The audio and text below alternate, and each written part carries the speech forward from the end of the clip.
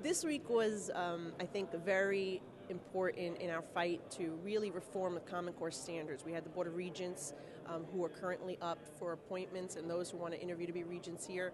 So we had a great dialogue between the legislators and those who would like to either be on the board or continue to be on the board.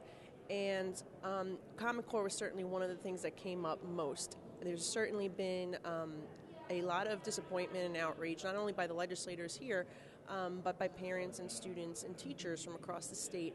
Very disappointed in the rollout of Common Core, and the Board of Regents did take a vote to kind of put the brakes a little bit on it, but there's still a lot more to be done. We need to really look at this curriculum, make sure that it is age appropriate, make sure it is developmentally appropriate for our children, as we need to understand that each child learns differently and has the ability at different levels to do the work that's being assigned. So that's something that needs to be taken into consideration. Also, with regards to education, we've seen a lot of other topics come up this week, trying to stop the sharing of data, which is also part of the Common Core. We don't want to share student data with the public, at least not unless there's parental consent that is going along with that.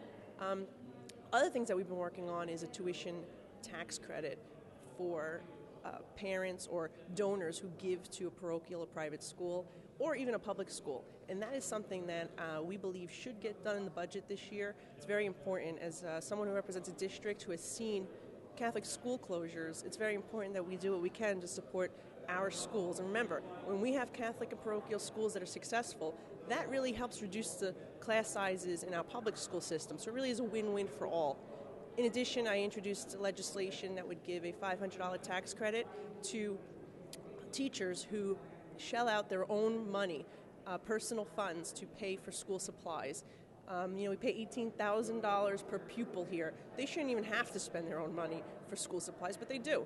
And so when we see teachers on average spending about $1,000 of their own personal salary to pay for supplies in the classroom, I think that's where government should step in and help them. So I'm pushing that legislation. I hope to see some type of accomplishment this year on that front.